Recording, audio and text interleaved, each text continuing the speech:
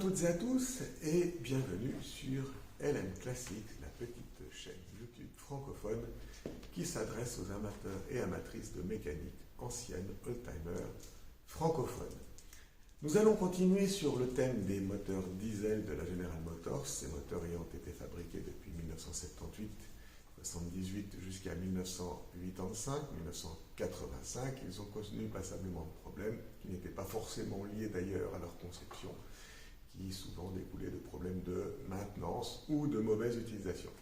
Par contre, aujourd'hui, on va parler d'un problème qui existe, qui est réel, c'est le démarrage à chaud qui pose problème. Alors, vous démarrez votre voiture à froid tout à fait normalement, aucun problème, tout démarre, la voiture tourne bien, vous roulez avec, vous faites 20, 30, 40 km, tout se passe très très bien. Vous arrêtez votre voiture, vous rencontrez des copains, vous buvez un verre ou vous faites vos courses et au moment où vous voulez la redémarrer, eh bien elle ne démarre plus. Alors que se passe-t-il finalement concrètement pour que cette voiture ne démarre plus? Premièrement, on peut regarder le retour d'injection au niveau de la pompe à carburant, la pompe d'injection. Ici, vous avez un tuyau de retour, vous pouvez éventuellement déconnecter, souffler dedans de manière à repousser tout le carburant qui se trouve dans les lignes de retour au réservoir et en même temps vous assurer que votre retour n'est pas bouché. Ça, c'est une des solutions. La deuxième solution, vous pourriez avoir un problème d'alimentation sur votre pompe à essence, c'est ce qu'on appelle la pompe de relevage, qui amène le carburant à la pompe d'injection elle-même. En général, c'est rarement le cas, ça peut arriver, mais c'est rarement le cas, vous aurez aussi le même problème au démarrage à froid. Non, c'est plus subtil que ça. On va vous faire une démonstration, la voiture est chaude et on va essayer de la démarrer. Vous allez voir que ce n'est pas possible, elle ne démarre pas malgré la procédure qu'on respecte de préchauffage. Bien que le moteur soit chaud, on n'a pas besoin de préchauffer, mais on va quand même faire la procédure indiquée par le constructeur et vous allez constater que le moteur ne démarre pas. Ensuite, on va regarder de quelle manière on arrive à le faire démarrer.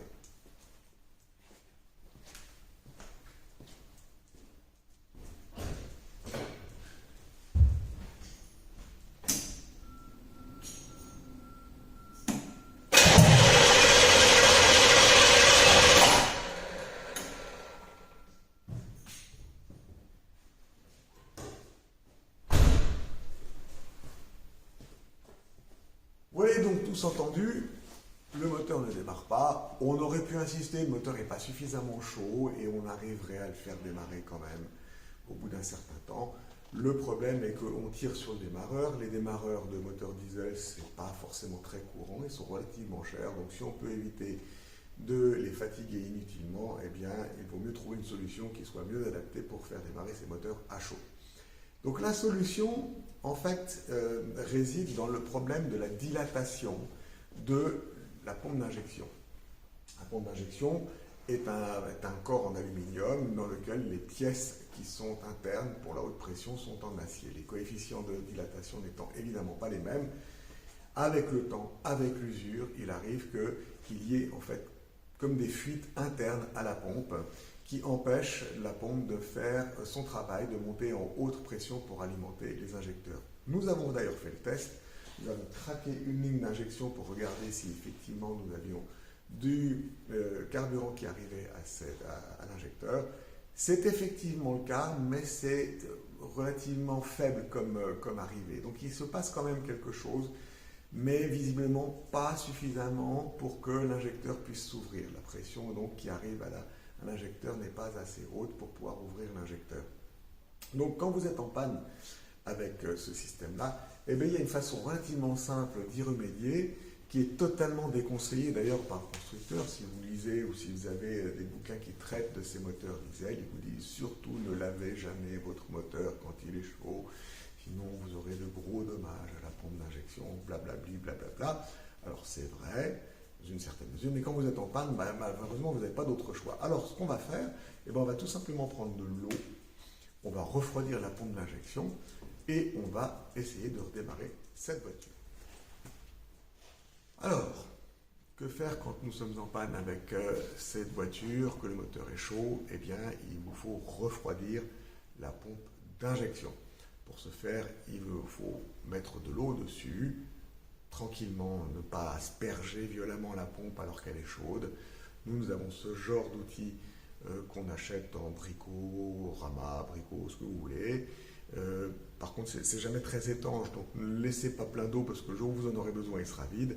Mettez une bouteille d'eau à côté et puis vous faites le plein de votre petite pipette et ensuite vous allez arroser votre pompe d'injection avec gentillesse. Il ne faut pas aller comme un bourrin et asperger ça violemment parce que la chaleur, le fait que vous ayez créé un choc thermique ne sera pas bon pour la pompe d'injection.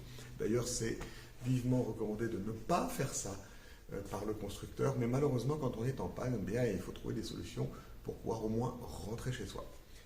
Alors, nous arrosons cette pompe d'injection gentiment, de manière à la faire refroidir, y compris la pompe de transfert qui est derrière. La pompe de transfert étant la pompe qui amène le carburant dans le corps de pompe et qui lui donne une certaine pression qui est régulée via un clapet à ressort. Et puis nous avons une deuxième régulation qui est faite dans le boîtier de la pompe. C'est ici, c'est une vanne à billes qui va maintenir une certaine pression dans tout le corps de pompe. Vous voyez, tout ça c'est assez délicat. On arrose. Alors pour l'eau que vous mettriez en dessous, ce n'est pas très grave, car dans le V du moteur, vous avez une évacuation qui a été prévue en cas de fuite de la pompe injection sur une ligne haute pression ou le corps de pompe qui se met à fuir parce que les joints ne sont plus étanches. Eh bien, ça permettait de manière extrêmement écologique de faire couler tout ça sur la route, ni vu ni connu, histoire de faire durer le plaisir et de faire glisser les motards qui vous suivent. Donc là, on vient de faire le refroidissement de la pompe d'injection et nous allons faire le test de remise en route du moteur. Vous verrez que le moteur n'aura aucune difficulté à redémarrer. On va donc poser notre pipette ici et on met en route la mécanique.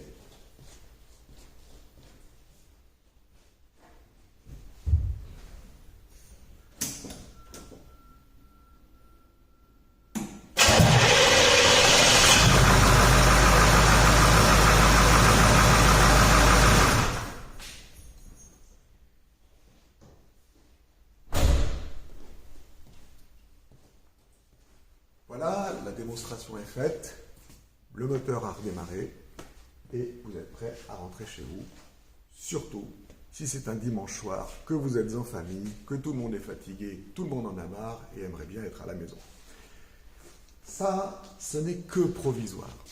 Vous devez impérativement démonter votre pompe ou la faire démonter, la faire contrôler, la faire réviser. C'est parce qu'il y a un problème interne à la pompe que vous avez cette problématique-là. Ça peut être la pompe de transfert dont les palettes sont usées, les ressorts sont usés. Ça peut être à l'intérieur de la pompe des problèmes d'usure des pistons. Ça peut être aussi l'anneau à cam qui est fatigué. Il peut y avoir des dizaines et des dizaines de raisons à ça.